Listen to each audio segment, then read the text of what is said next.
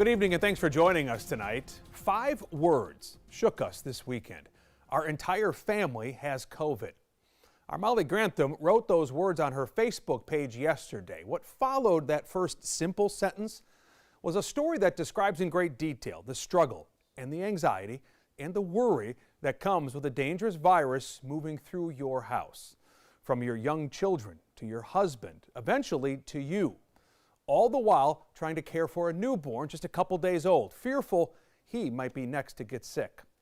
Molly decided to share her story as a way to educate, to remind us really that COVID is always lurking and you don't know how it will show itself. Will it be mild? Will it be harsh? Will it be worse than that? Almost 4,000 people have died in the Carolinas alone during this pandemic. Now, thank goodness everyone in Molly's family is starting to feel better. It's why she was willing to share her story online and now on air. We spoke earlier today.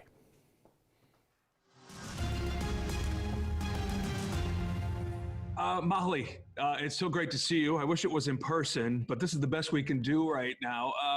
Congratulations, by the way, on Hobie. What an adorable little boy. Thank you. 20 days old today. That's amazing. And he's doing okay, right? Yes, that is like the whole thing with this whole mess is that he is completely fine. He hasn't shown any symptoms. We were very, very worried, but he is completely fine. Certainly a lot of reaction to your post. Did that surprise you? Yeah. Yes, it did surprise me. I don't know why. I mean, I look for good stories like you all the time. I understand a story.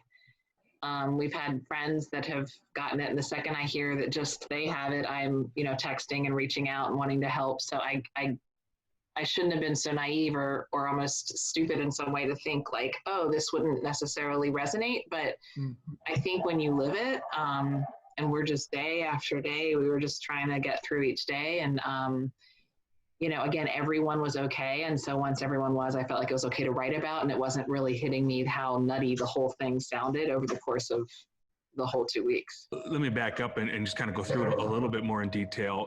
What was the first sign something was wrong in the house? Parker had allergy-like symptoms, and she doesn't have allergies, sore throat, whatever. It was day 3 of Hobie's life. We had just gotten home from the hospital. So I was very aware of and sensitive to hospital-like messages about COVID, or else I really wouldn't have thought anything of it. Did they say, go get tested right away? What was your reaction? Who did you talk to? Or are you just kind of waiting to see, well, it's a sore throat. Let's see what happens tomorrow. So we had a pediatrician appointment for Hobie set up already for the next day. And so we took them with us and told the pediatrician, I want them tested, please. And so the nurse, very easy, went out into the parking lot and swabbed their noses through the car. And she, even in that moment, felt fine. I think the doctor was like, Molly, you're kind of being crazy, but I really wanted it done just because I was so sensitive to it in my own head and with having Hobie around. And I'm so glad I did, because that night she got really sick. But she'd already been tested. We just didn't know she was going to get so sick that night.